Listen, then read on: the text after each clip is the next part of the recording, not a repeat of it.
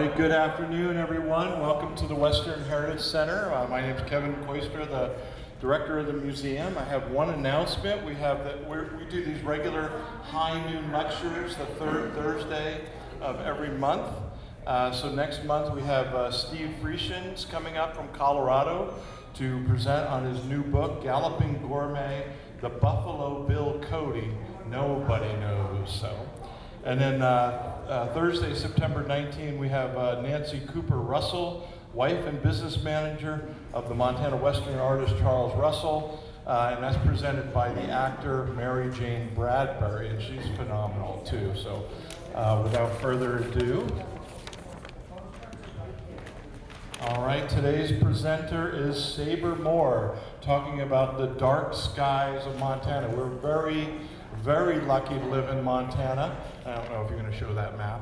I am. Oh, you are. You're going to show a map. That'll impress all of us. So, anyway, Sabre Moore grew up on her family's sheep and cattle ranch outside of Douglas, Wyoming, home of the jackalope, and is the executive director of the Carter County Museum in Ekalaka, Montana. I have been there 3 times in the last 6 months. It's a fantastic museum, amazing dinosaur displays, fossil displays.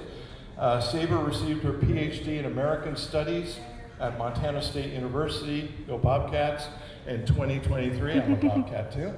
And her MA in Museum Studies and Nonprofit Management from I mixed this up, didn't I? Johns Hopkins. Johns Hopkins University, thank you. Her research focuses on museums and rural community vitality and how power is exercised in places and practices of place. Sabre Moore is the president of the Museums Association of Montana, chair of the Visit Southeast Montana, and serves on the Montana Governor's Tourism Advisory Council and is on the board of directors for Starry Skies Montana and the Carter County Chamber of Commerce. Without further ado, Sabre Moore. Thank you. Thank you, Kevin. Good afternoon, everybody. I'm very excited to be here with you today in Billings, Montana, the big city of eastern Montana, so to speak, and definitely my big city. Ekalaka only has 400 people in it. That's going to come into play later. I drove in this morning, so I just got here, had time to meet everybody, run to the bathroom, and now I'm very excited to have this next 30-45 minutes with you all. So I'll start off with my presentation, and then we'll roll into audience questions and conversation. I like to start off with a land acknowledgement. Humanities in Montana acknowledges that we are in the homelands of Indigenous peoples. We offer our respect for their history and culture and for the path that they have always shown us in caring for this place for generations to come. So how did I get into stars? Well, as Kevin said, I grew up outside of Douglas, Montana on a sheep and cattle ranch. It was a place where we could always see the Milky Way, we could always see Orion, and it was really an amazing place to grow up, and I had no idea how special it was. I moved to Turkey for a little while after my bachelor's degree. Turkey, specifically Istanbul, Turkey, a city of 20 million people, which is much larger than my little town of Douglas, Wyoming, and definitely a lot larger than the town that I live in now in Ekalaka.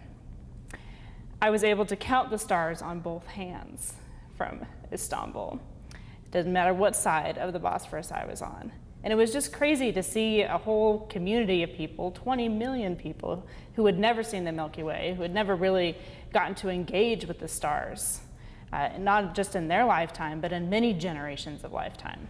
So that's where I kind of started getting interested in what dark skies are about and what stars are about. Of course, I had gone to the planetarium as a younger kid in Gillette High School, and that was always a lot of fun to see their planetarium. But to be able to see the stars under your own night sky is something very special. The history of the constellations is ancient. Many were likely created by the Babylonian, Egyptian, and Assyrian peoples. These constellations would have moved through the regions via trade, and eventually they made their way into Greece, where they were assimilated into the culture and mythology. In the 2nd century, Ptolemy organized 48 constellations in his famous book, Almagest. These are called the Ptolemaic constellations, and most of them survive to this day. Though there are 88 official constellations recognized by the International Astronomical Union, only the official boundaries of these constellations are determined. There's no official line drawing of what these constellations look like. That's why their shapes are called asterisms, or unofficial constellations. I know there's someone out there that was going to get after me for the constellation use, but I know it's asterisms. Constellations are the outlines. Cultures all over the world have created star stories based on constellations to pass traditions and knowledge on to the next generation. Each culture had different names and stories for the sun and the moon, visible planets, stars, and star groups. These stories are often told at night and during the time of year when that feature constellation is in the sky. In many American Indian cultures, stories are told during the wintertime when nights are long and cold. Many of these stories endure today, and they are passed down to new generations. Many of the maps in this presentation are by Annette S. Lee, including this one, who is mixed race Lakota, Irish, and Chinese. From her artist statement, "My communities are Ojibwe, Dakota, and Lakota. I grew up in St. Louis, Missouri, with the stars and art always in my blood. I am often asked what came first, astronomy or art, and my reply is neither and both." Let's start with the Big Dipper. This asterism has several different names depending on what country you're in. We see a spoon in the United States, but Germany sees a wagon. England sees a plow that scrapes across the horizon in the autumn, harvesting the crops. And in Turkey, it's called the coffee pot. And in the French, call it le casserole dish. That'll be handy for those Olympians. Some countries, like Spain, call it by its official name, Ursa Major or the Big Bear. Let's see if I can use this guy. Wait a minute.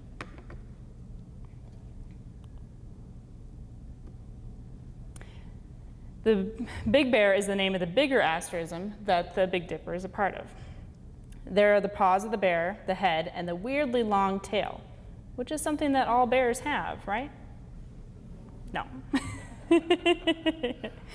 So here's the tale of how they got those tails. Zeus, the king of the gods, fell in love with a woman named Callisto, which made his wife Hera very jealous.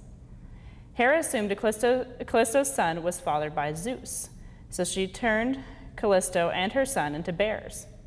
Some hunters found them, and as they were being chased, Zeus saw this and grabbed them by the tail, swung them around his head, and threw them into the night sky. Their tails elongated on the way up, and that is why they have such long tails in the sky. The moral of the story is this: if Zeus had a problem, he usually threw it into the sky. This is a common thread in a lot of these stories. If we take a look at the star that's at the end of the little bear's tail, it is one of the most famous stars, and it doesn't move. Does anybody know what that star is? The North Star, yeah, also known as Polaris. If you're standing at the North Pole and looking directly up, that's the star that you would see. The problem with this star is that it's not even one of the 10 most bright stars in the night sky. It's actually number 48 in terms of brightness, so it can be tricky to find. You just have to remember to use Merak and Dubhe on the Big Dipper, draw that line from the front of the bowl, and boom, you found it, just like in that illustration. If you get confused and use the back two stars instead, they're called Fad and Mergres, you will see a North Star named Thuban. This was the North Star of the Egyptians 5,000 years ago when the pyramids were being built. They had a shaft that would point to Thuban in their tombs. So if you're planning on time traveling, that is a great star to know.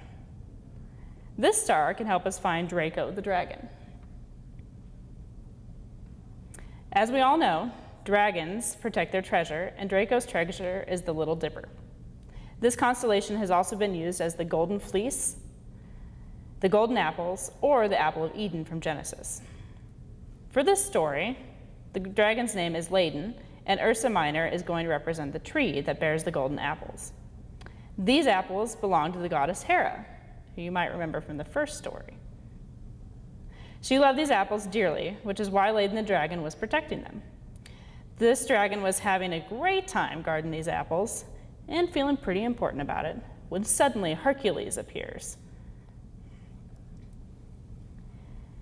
Instead of asking for the golden apples, he murders the dragon and takes them. Ursa Major, Ursa Minor, and Draco are part of a group of constellations that never set below the horizon, no matter what time of year. They are called circumpolar constellations because they circle the pole star Polaris. There are two more circumpolar constellations that are easy to spot, the King and Queen of Ethiopia, Cassiopeia and Cephas. They are part of a large story that spans a good portion of the sky. Cassiopeia was a beautiful queen, and she made sure everyone knew it.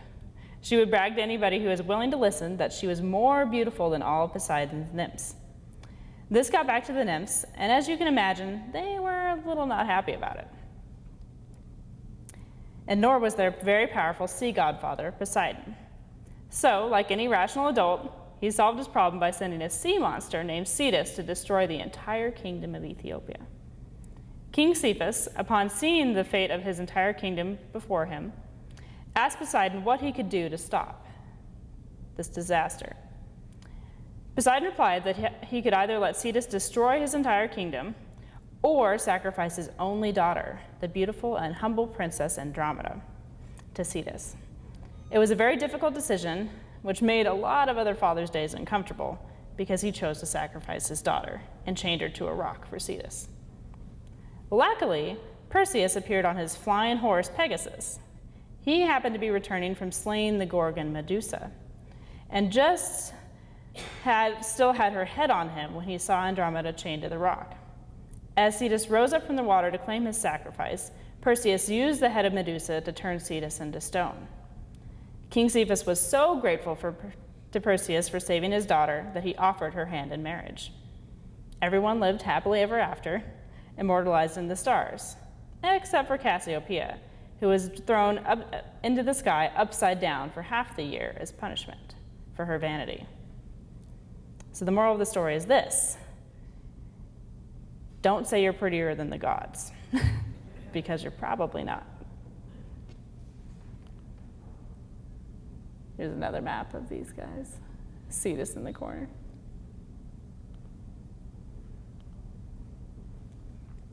Of course, the Greeks weren't the only ones that told stories about the stars. This is a map of the Ojibwe star stories and how they saw the constellations. This is the Dakota and Lakota constellation map.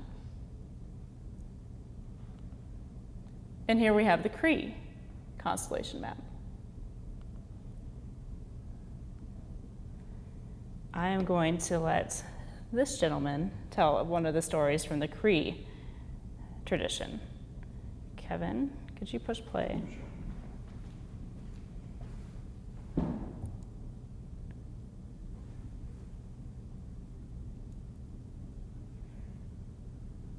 Maybe.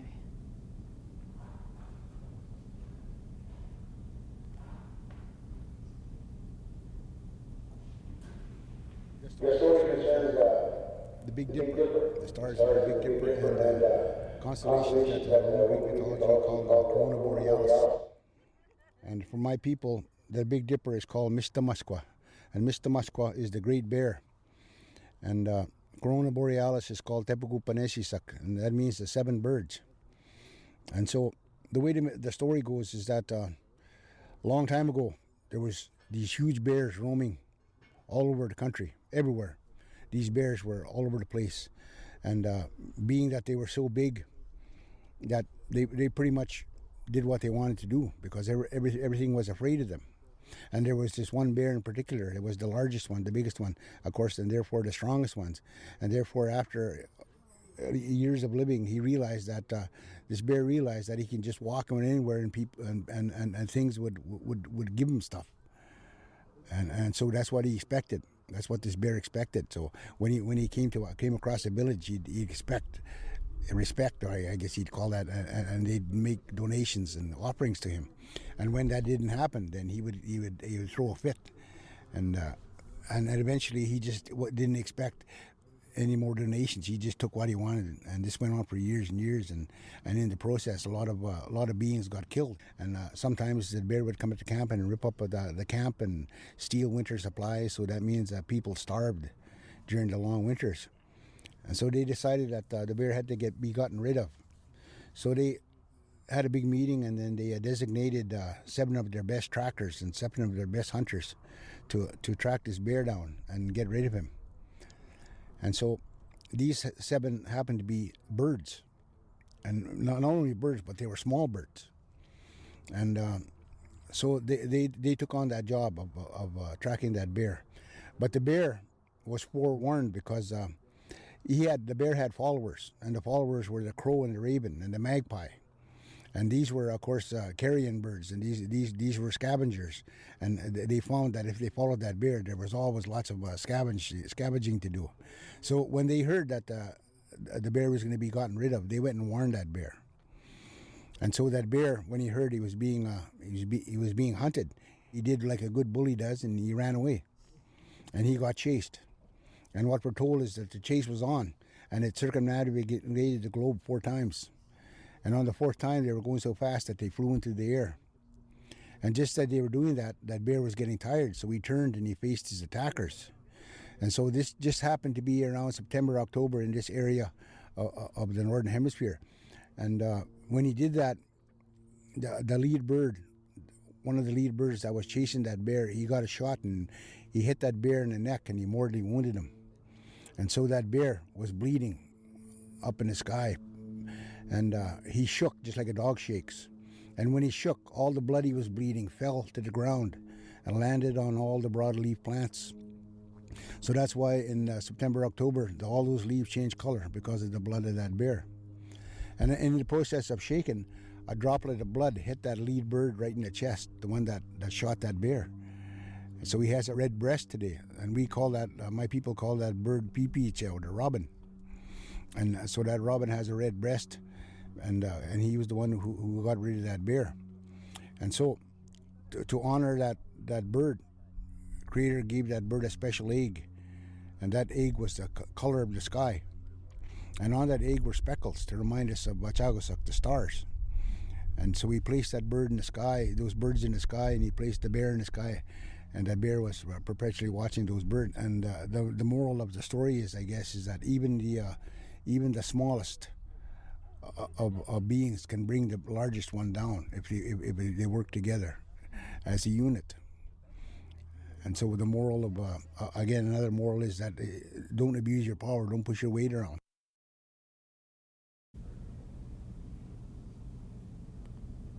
The story concerns... There it goes. Sorry, this gives away where I'm going with the rest of this, but... So why am I telling you all these stories? These are really amazing traditions that humanity has passed down from different tribes, from different cultures, and all these stories have little nuggets in them about ways of life and how you can live your life, and warnings against different ways that might get you in trouble. And these stories form the backbone about what it means for us to be human. But, like I mentioned earlier, a lot of people are losing that ability to see the night sky, the ability to see the stars, and to tell these stories, and to share them with others. Until just a few generations ago, our ancestors experienced a night sky brimming with stars, a sky that inspired us in science, religion, philosophy, art, and literature. Unfortunately, today, only 2 out of every 10 people on Earth can see the Milky Way. A natural night sky is our universal heritage, but it's quickly becoming a mystery to more and more people, and more Montanans as well. Here's that map Kevin was talking about. This is a map of light pollution overlaid over Montana. It was a way that we started in Starry Skies, Montana, to kind of come up with where you could travel to see the Milky Way regularly and to see a lot of the different constellations. The red is the most light, and you can see that over Billings, but you can also see it in the eastern part, right up here. This is actually where the Williston Basin is. Yeah. This map was taken in 2021, and it was still pretty active then. It actually had a lot of light on the eastern side of Montana. And then we can see some of our other major population centers. This map has 50 different destinations, and it also includes these guys in letters that have public programs. Carter County Museum, Antelope Creek, the Lewis and Clark Interpretive Center, the Montana Learning Center in Helena, just to name a few. This map formed the basis of a map that you can take with you. It's over on the counter by Amanda, the Trail to the Stars.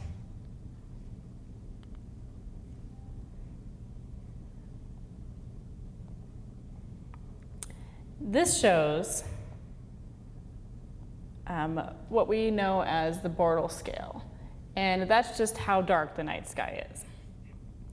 Right here, this is what historic Montana looked like. A friend of mine, John Ashley, used to say this is what Montana looked like when Charlie Russell was running around painting his portraits and pictures. This is what Glacier National Park looks like now. This is rural Montana. You can see things are starting to get a little bit brighter. And then we have Great Falls, Billings, Bozeman, and this is what Seattle looks like. You can't really see any stars at all. This is a phenomenon called sky glow, which comes from cities and the lights there.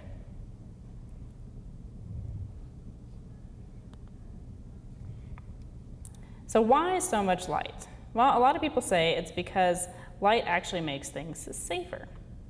But does it? Most studies show that increasing the light level does not decrease accidents or crime, and in some studies, more light actually led to more crime. Adding more light might increase our perception of safety, but it's unlikely to actually make us safer. On one hand, dark sky-friendly lighting does make it safer for us to walk and drive after dark. It reduces glare, improves our visual acuity at night, and allows our eyes to see what is in shadowed areas. This is a really interesting picture because it shows one of your average garage lights.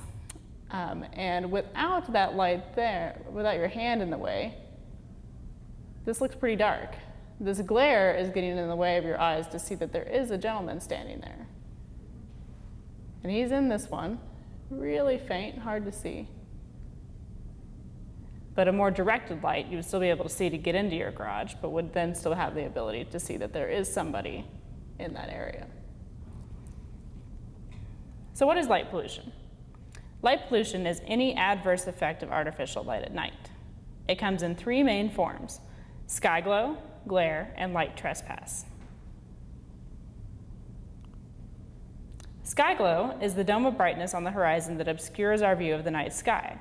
It's caused by misdirected light scattering through the atmosphere, like you see in this image. This kind of halo is the sky glow.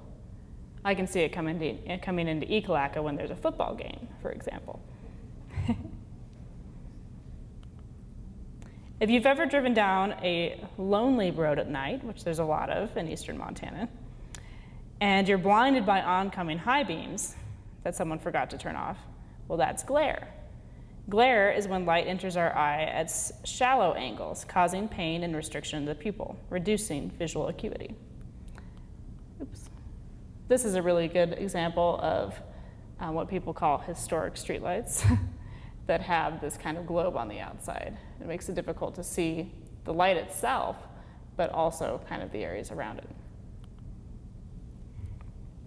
Light trespass is when light is falling outside of a property boundary and into another property or home.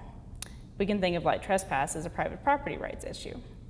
So here, even though this light is meant to light up this property here, it's also lighting up the general store and a little bit of the road too. When I talk about dark skies to people around Ekalaka, the private property rights issue is what people really cue into. So what are the consequences of light pollution? Well, it can harm animals, birds, amphibians, insects, and reptiles. It can also decrease reproduction, disrupt migration, increase predation, and more. For example, hatchling turtles are affected by light pollution.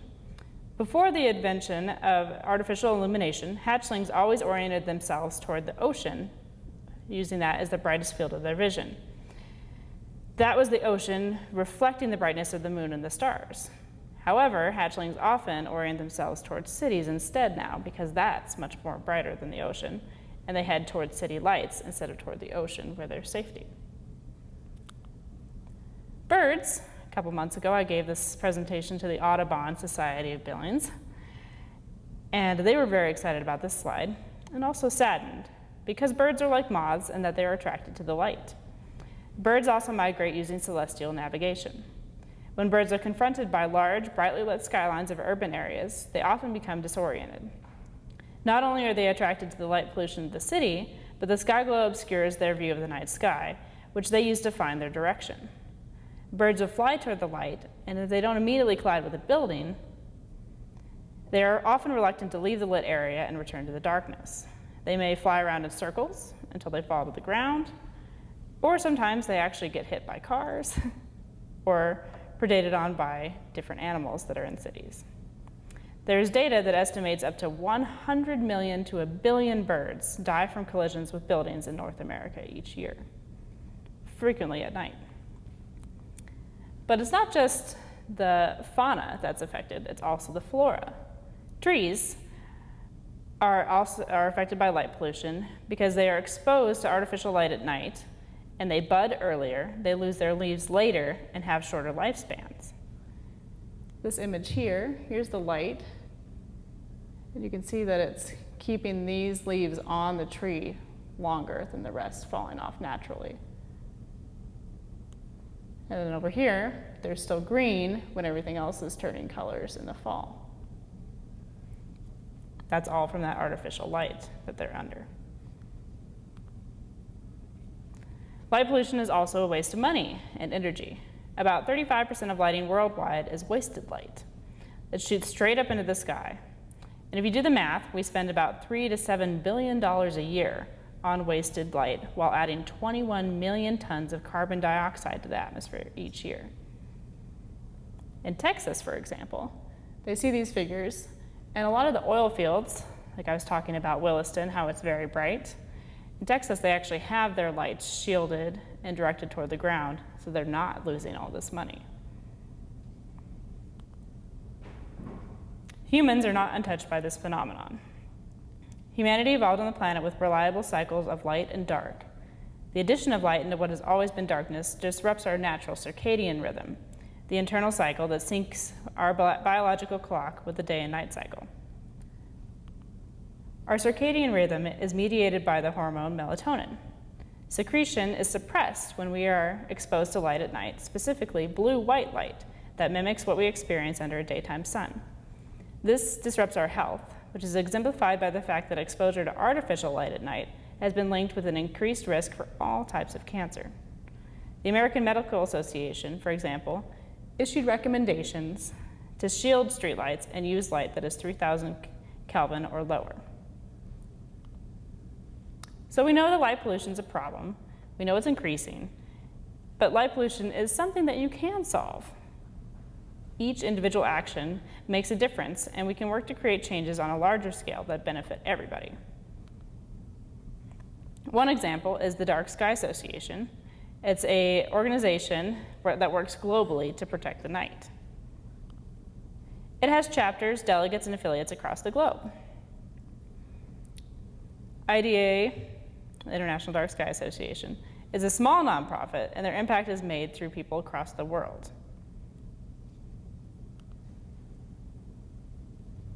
They came up with a simple solution of better lighting design. It has 4 elements: shielding, color, intensity, and warranting. Here's a quick inventory that goes through those. And then we'll take a couple slides to talk about what each of those are. So the first one is shielding. That means you're aiming lights down at the task at hand which dramatically reduces glare, increases visibility, and better illuminates the intended area. Shielding lights also means the need for use of less light, as you're not wasting it up into the sky or into your neighbor's window. Therefore, you can use less light and save yourself some money on an energy bill. The color of light is also important. Light color is measured in Kelvin, and dark sky best practices recommend only going as high as 3,000 Kelvin, which is a warm kind of yellow light, to minimize the amount of blue in that light. This is healthier for human and environmental health. Intensity and warranting are also two important, often overlooked aspects of lighting. Even if we shield every light, there will still be some light reflected up from the ground. To minimize this, it's important to use only the amount of light needed for the task at hand, and make sure all light is really needed in the first place. That's called warranting. If a light is there just to look pretty, maybe take it out and see how pretty a night sky can actually be. If you're looking for dark sky friendly lighting, you can look for this seal at local hardware stores.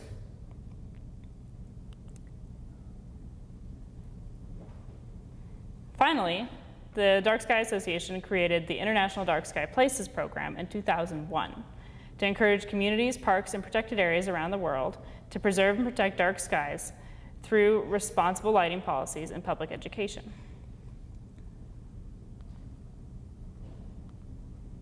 There are several different kinds of International Dark Sky site. The first one is an International Dark Sky Park. Just like Glacier, this is a picture of Glacier National Park, the Logan Pass Star Party.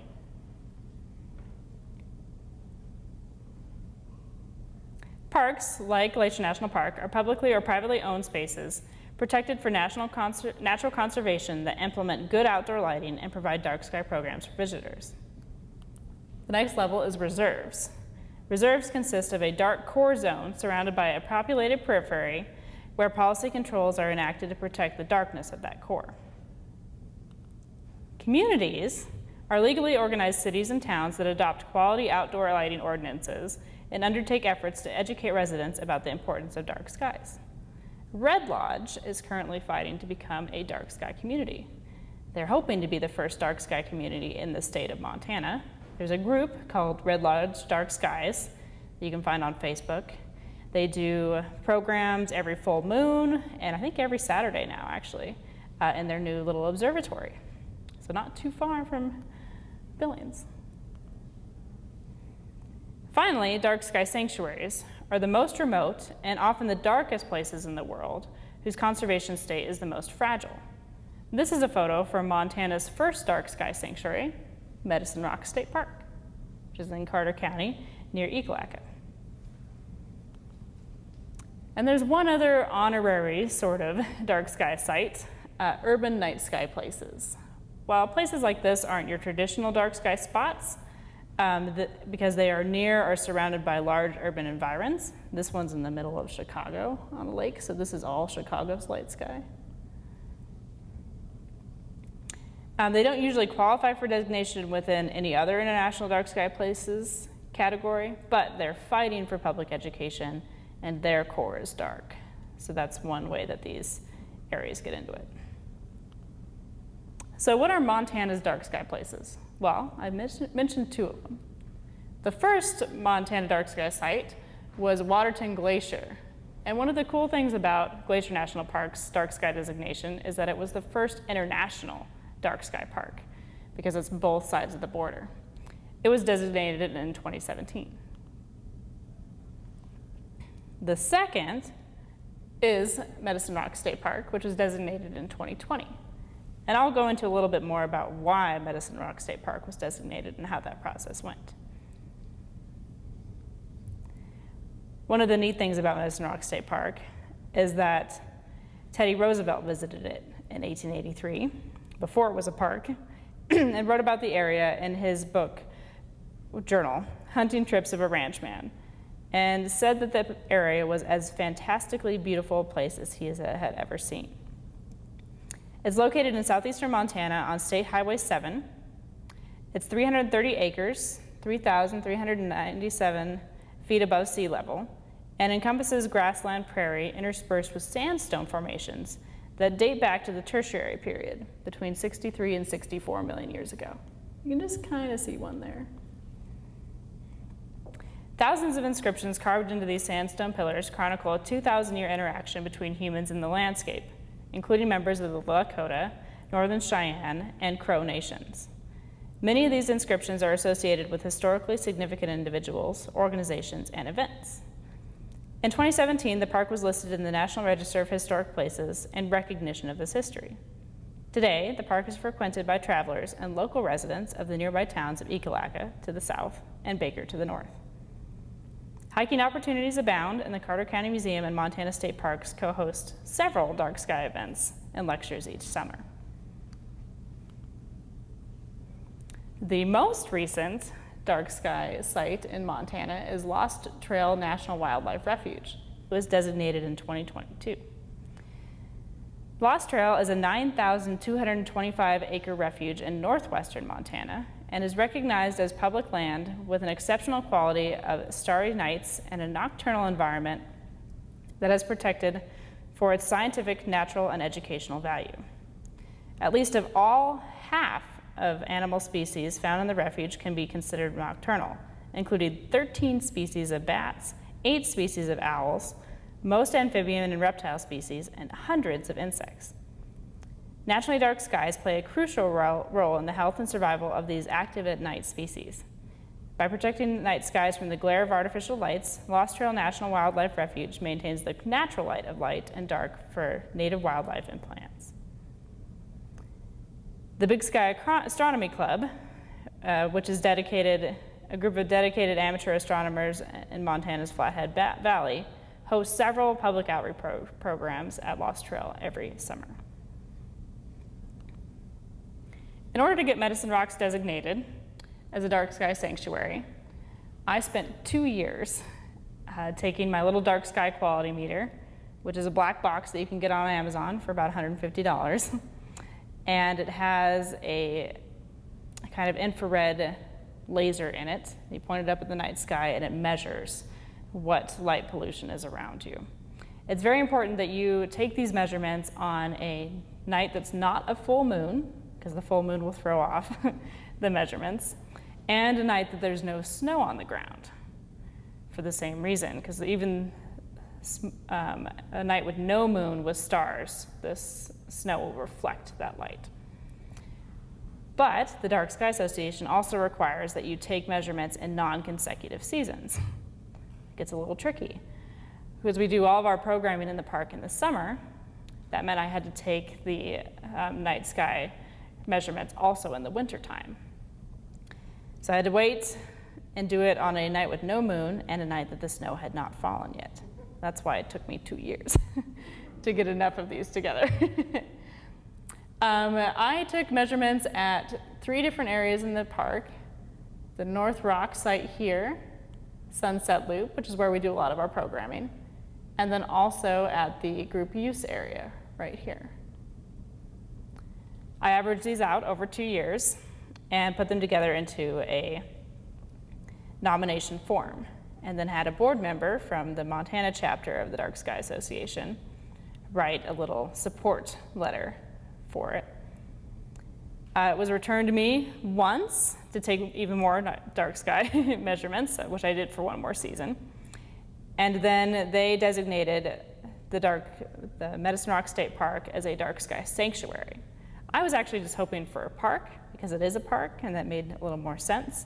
However, Medicine Rock's measurements exceeded the 21.5 recommendation for a very dark sky for the sanctuary status. So they said it was that, and it became Montana's first dark sky sanctuary, which is pretty neat. The park is open year-round, with day use from 7 a.m. to 2 a.m. now.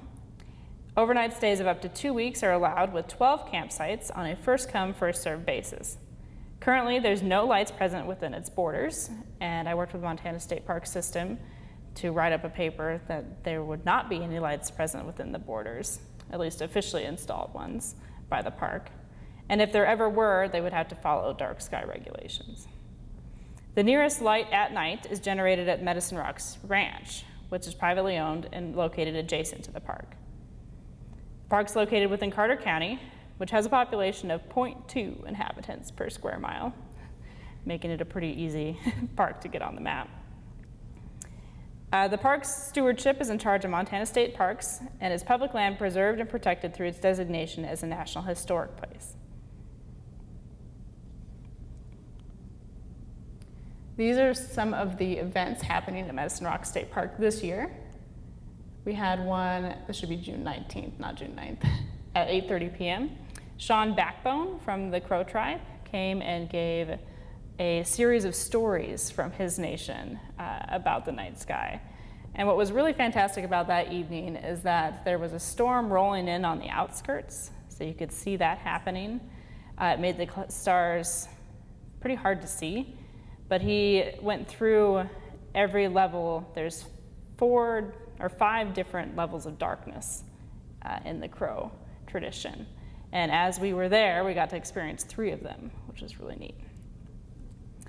One of the things about dark sky programs, especially in the summer, which is a good time weather-wise to have these events, is that they have to start very late because sunset was at 8:30 at this time. This was also right next to the longest day of the year.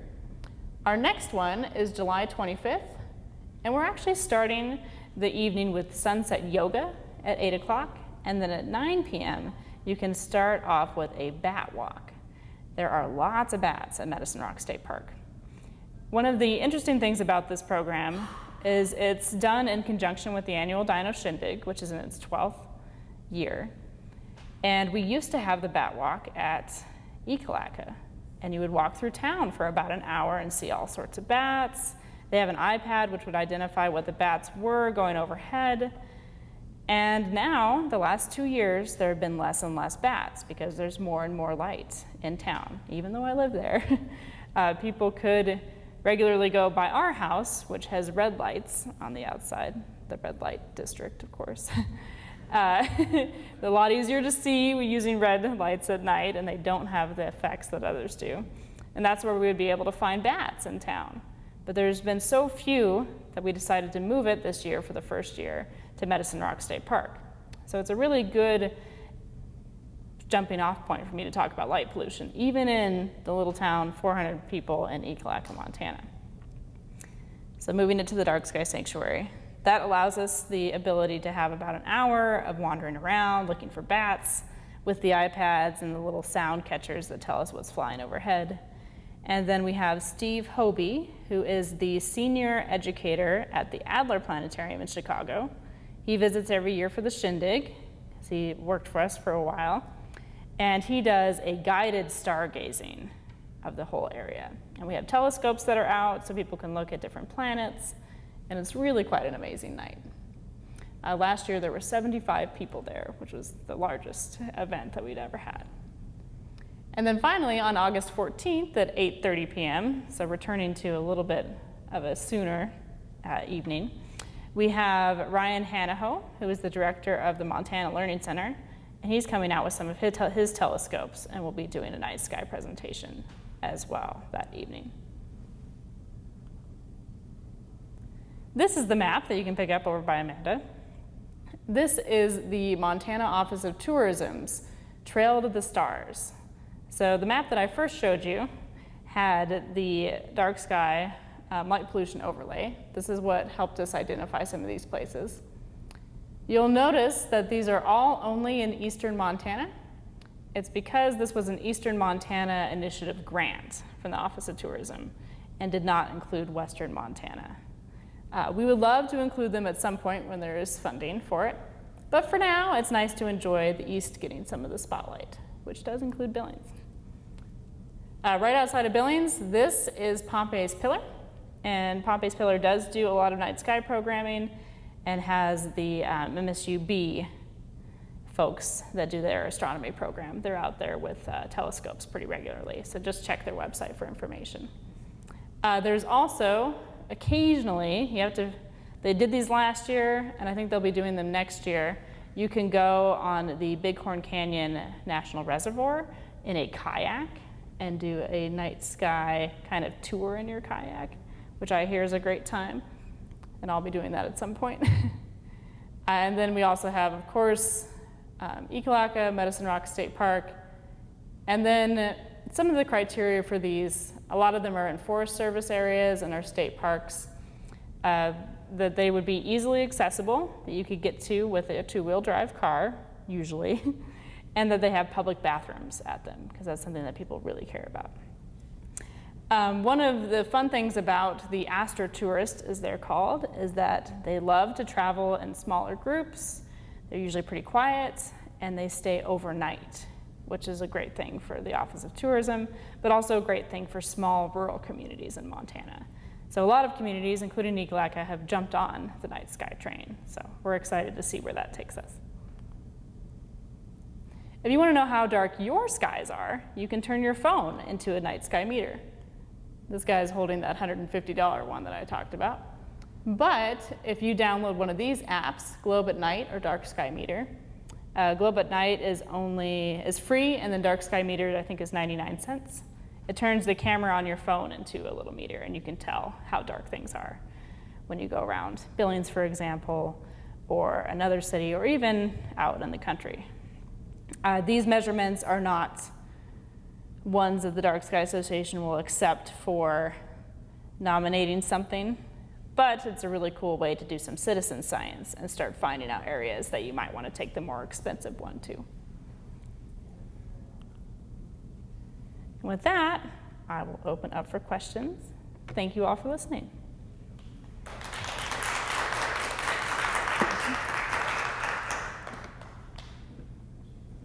Kevin. Are people in Ekalaka receptive to this idea of turning your lights down? Yes and no. So a lot of people are pretty receptive to, especially with the Bat Walk was very community attended. So we had about 50 people on it on average, and a lot of them would be locals. And as that went further down, we did see some people starting to shield lights. Some of the challenge has been more of a citywide town project, and this is what they're running up against in Red Lodge 2, which is the whole, we just changed those lights, we just spent lots of money on them, and they're lights that are more of a design focus as opposed to a dark sky focus. So I think in another 10 years I'll be able to convince them that it's been long enough to change the lights again and get some grants for that there. People do really enjoy the stories. They love having a darker sky than some of the bigger cities. But it's been interesting to say, hey, Ekalaka is getting as bright as Baker, and Baker is 4 times the size. So that's a kind of a good way to motivate people. But the challenge comes when it's things like the football stadium's lights are very bright, and it would cost quite a bit of money to switch that out, and the regular street lights as well. Yes? So with some of these designations like sanctuary, Mm-hmm. is there any enforcement, or is that just like goodwill and you hope that you maintain it? Yes, there is enforcement, so I have to take measurements every year. Luckily, I only have to take them one season, so I take it during that July event. And in the park itself, it's written into the rules and regulations that your lights are supposed to be off after 10 o'clock. Any lights that you have at your campsite. Campfires are fine if they're allowed during fire season, of course, because they're a different color of light that doesn't affect night vision. And those are enforced by camp hosts. Medicine Rocks is interesting because it doesn't have a regular camp host. There's usually somebody from June through about September, but the rest of the year there isn't. So some of it's on the honor code. But a camp host can say, hey, turn your lights off. When we do these events, we have a park ranger with us, and he'll go around and get after people if their lights are on and invite them to the event to learn more about it, which is always really nice. And then Makoshika is also working on dark sky status, and so they're starting to enforce some of these rules as well. And they do have a camp host that's there 24/7. Yes? 2 questions. First of all, how about Yellowstone Park? Is it been rated? It has not. but Yellowstone is also working on it. So the National Forest Service has a blanket goal of all of their sites becoming dark sky parks or sanctuaries or whatever level. Several of them already have, and it's just a goal of the organization to work toward that. So I think Yellowstone's probably near. This has been something, especially during COVID, when people were seeking kind of being out and being away and being in the open. This dark sky program really started gaining a lot of steam. So I think Yellowstone's on its way. So, what about working with light companies like the rural co-ops? yes, Like, yeah. Because like yard lights, things like that, how receptive are they? There's been, I know that for a long time, the Big Sky Astronomy Club has been attempting to work with Northwestern Energy in the Flathead Valley. That's fits and spurts. Again, it's a question of money.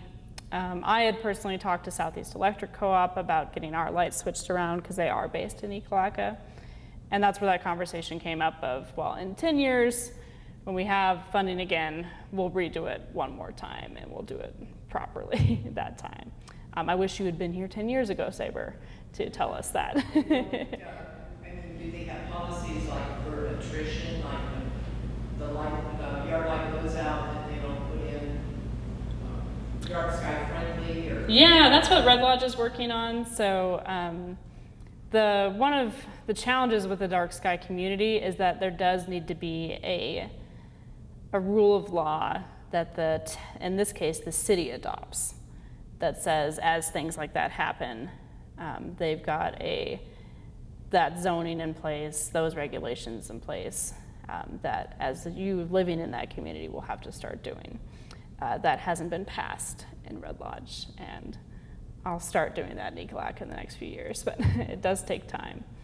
There are some dark sky communities around the United States. There's quite a few in the Southwest. Tucson, for example, is a dark sky community. And there's actually an entire dark sky country, Niue, which is near New Zealand, that was just designated last year, which I would love to go to. But that's something really cool. And that one was a big battle with the local indigenous peoples who wanted to move for dark sky status as part of their an even larger plan that included designation of fishery areas to not have commercial traffic in them. Yes. It looked like all the different cultures that you showed sky maps for had bears that's corresponded to. Did they all correspond to Ursa Minor or Ursa Major? Quite a few of them do. Some are different types of constellations, but a lot of them are have that North Star featured in them, which is really quite something. Lauren. We had a question come in through Facebook. Yes. Why do people say the North Star is the brightest in the sky looking for it if it's really not? I don't know. I think probably because they don't know that it isn't. And it's one of those, once you find it, you know where it is, so maybe then you assume it's brighter for that reason. Great question. Kevin? How much, are there other groups besides the Dark Sky Association educating people? Because one of the things I have found recently is automobiles are getting incredibly obnoxious at night, to the point, and it's the glare issue you're talking about, where you're driving down the road and you are blinded, and it seems like the Automobile Association is going with the old stereotype that more light is better. Yes. Are there organizations trying to convince light manufacturers or automobile associations that maybe that's not the safest way? Yeah, there are. So dark sky is kind of the national umbrella or international umbrella, but there's lots of different grassroots organizations that work either with the blessing of it or under it or on their own. I don't know. I know dark sky is working with automobile makers, but obviously not making much headway. And one of the issues with headlights, especially more modern ones, is that they use that blue color as opposed to the warmer yellow, and that really affects glare as well. So hopefully it can still be bright and you can still pick out animals. That's another interesting thing is that blue light doesn't reflect the same way off of animals' eyes that the yellow light does. So is it a deer or is it a reflector? It's all the same reflection now, which is kind of wild and unsafe. So then on that, going back to the red light district, since the blue lights are very newer to us, do we know if the red or the blue is calmer on human eye? The red is calmer. That's what I was kind of wondering. So if, and this again is more scientific, if we change the light red instead of blue in the vehicles, I would assume that would also be kind of on the animal side as well. It would, yeah. And that's something really interesting. Like, you notice brake lights don't give you that same glare.